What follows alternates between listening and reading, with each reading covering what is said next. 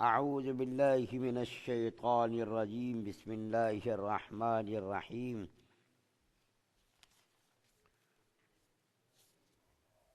وقفینا علی آثارہم بعیسی ابن مریم مصدقا لما بین یدیہ من التوراۃ وآتیناہ الانجیل فیہ ھدی ونور ومصدقا لما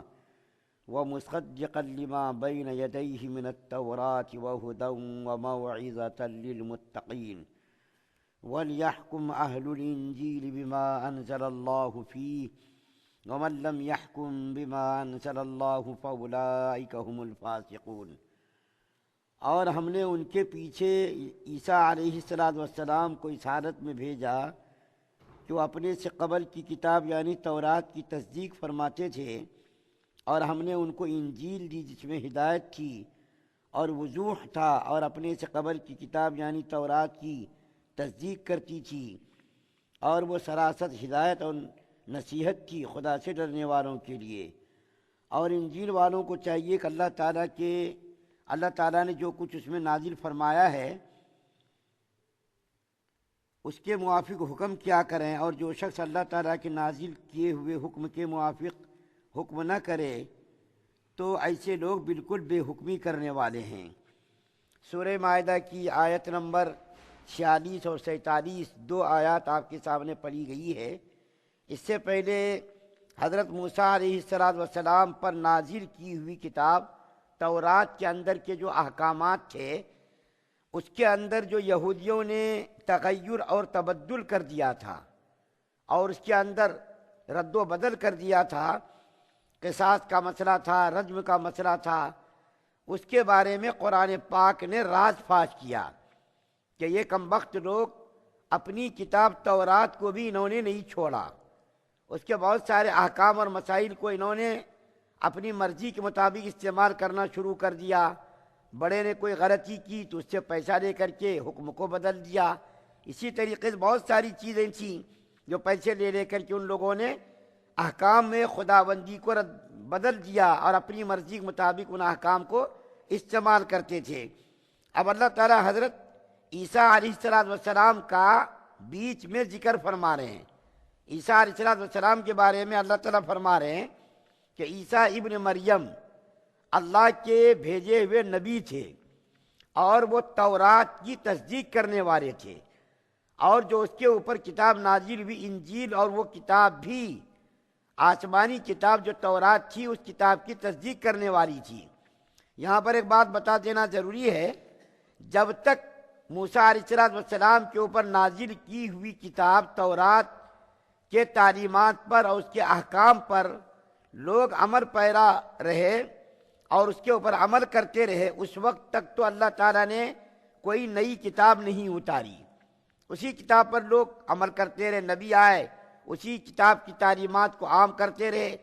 لیکن جب لوگوں نے اس کتاب کے اندر رد و بدل کرنا شروع کر دیا، اس کے اندر تغیر اور تبدل کرنا شروع کیا، اس کے احکامات کو فراموش کرنا شروع کر دیا، اور دنیا کے بدلے میں پیسے لے کر کے اس احکام خدا بندی کو تبدیل کرنا شروع کر دیا، تو اللہ تعالیٰ نے نئی کتاب، نئی شریعت اتاری۔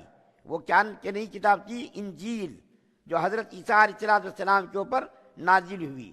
وہ انجیل جو تورات کی تصدیق کر رہی تھی، اور حضرت عیسیٰ علیہ السلام بھی پوری دنیا کی زندگی میں، ابھی تو زندہ ہیں، آسمان پر اٹھا لیے گئے، پوری زندگی جب دنیا کے اندر رہے تو اسی کتاب کی تصدیق کرتے رہے، اور بہت ساری چیزیں ایسی تھی جو تورات کی انجیل کے اندر تھی، بہت ساری چیزیں، بہت ساری باتیں، بہت سارے احکامات جو تورات کے اندر تھے، ان احکامات کو اللہ تعالیٰ نے انجیل کے اندر بھی برقرار رکھا۔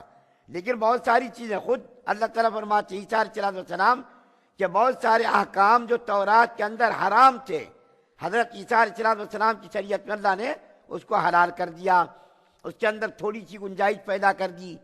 اس کے بعد پھر جب انجیل نازل ہوئی حضرت عیسیٰ علیہ السلام پر، اور حضرت عیسیٰ علیہ السلام آسمان پر اٹھا لیے گئے، تو نصارہ کو یعنی کرسچن کو اس بات کی تاکید تھی، اس بات کا حکم تھا کہ تم اس کتاب کے مطابق زندگی گزارنا اور انجیل کی تعلیمات کو عام کرنا، اس کے خلاف تم زندگی گزارنا مت. لیکن تھوڑے دنوں کے بعد پھر ان لوگوں نے وہی شرارت شروع کر دی جو یہودیوں نے شرارت شروع کی تھی، اور یہودیوں نے رد و بدل کر دیا تھا، تغیر اور تبدل کر دیا تھا. وہی شرارت پھر یہ عیسائی لوگ بھی کرنے لگے. تو پھر اللہ تعالیٰ نے 600 سال کے بعد، یعنی عیسیٰ علیہ السلام کے آسمان پر اٹھا لینے کے 600 سال کے بعد اللہ تعالیٰ نے نبی کریم صلی اللہ علیہ وسلم کو بھیجا اور اس کے ساتھ قرآن پاک کو نازل کیا. قرآن پاک اب قیامت تک یہ رہنے والی کتاب ہے. اس کے اندر کوئی رد و بدل نہیں کر سکتا، چاہے کتنا بھی مغز ماری کرے، کتنا بھی آدمی جھک ماری کرے. قرآن کے اندر ایک لفظ کا، ایک زیر زبر کا کوئی فرق پیدا نہیں کر سکتا. کیوں؟ دوسری جو آسمانی کتابیں تھی، تورات، انجیل، زبور، اس کی حفاظت کی ذمہ داری اللہ نے نہیں لی تھی. لیکن قرآن پاک کی حفاظت کی ذمہ داری خود اللہ نے لی ہے. اس کے بعد اب نہ تو کسی نبی کی ضرورت ہے اور نہ کسی کتاب کی ضرورت ہے. کیوں؟ اس لیے کہ پہلے جو کتابیں نازل ہوئی ان کتابوں کے اندر لوگوں نے تغیر اور تبدل کر دیا، اس کے اندر رد و بدل کر دیا. لیکن قرآن کے اندر 1400 سال گزر گئے. جس زمانے رسالت میں اس قرآن پاک کا نزول شروع ہوا، نازل ہونا شروع ہوا، اس زمانے میں بھی قرآن کا چیلنج برقرار تھا. آج بھی قرآن کا چیلنج برقرار ہے. اس چیلنج کو 14 صدیوں میں کوئی قبول نہیں کر سکا. اس کی مثال ایک قرآن تو دور کی بات، ایک بڑی سورت تو دور کی بات، ایک چھوٹی سورت بھی اس قرآن پاک کے مانند لانے پر کوئی دنیا میں آج تک قادر نہیں ہوا. تو ظاہر بات ہے پہلی کتاب ہے اس کو لوگوں نے مسخ کر دیا تو نئی شریعت، نئی کتاب کی ضرورت پڑی. اب چونکہ یہ قرآن پاک کے اندر کوئی رد و بدل ہونے کا امکان ہی نہیں، اب کیونکہ اللہ تعالیٰ نے اس کی حفاظت کی ذمہ داری دی، تو ظاہر بات ہے جب اللہ نے ذمہ داری دی ہے تو یہ قیامت تک یہ قرآن برقرار رہے گا.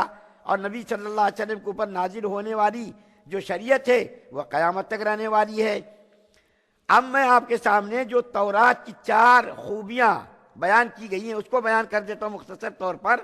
قرآن پاک بیان کرتا ہے کہ انجیل جو حضرت عیسیٰ علیہ السلام پر نازل ہوئی اس کی 4 خوبیاں بیان کی قرآن پاک نے. سب سے پہلی خوبی تو یہ بیان کی کہ انجیل جو ہے یہ کیا ہے؟ ہدایت ہے. یعنی شرک سے، کفر سے، بت پرستی سے، اور عیسائی لوگوں نے جو حضرت عیسیٰ علیہ السلام کو 3 خدا میں ایک خدا مان لیا تھا، ان تمام چیزوں سے یہ کتاب یعنی انجیل روکنے والی تھی. شرک سے، کفر سے اور توحید کے خلاف جتنے بھی کام ہیں ان تمام روکنے والی تھی. اس کی ایک خوبی بیان کی گئی. دوسری خوبی یہ بیان کی گئی یہ تورات کی انجیل کیا تھی؟ نور تھی. انجیل کتاب کیا تھی؟ نور، ہدایت کا ذریعہ. جب آدمی کو راستہ چلنا رہتا، رات تاریک ہو تو روشنی کی ضرورت پڑتی ہے.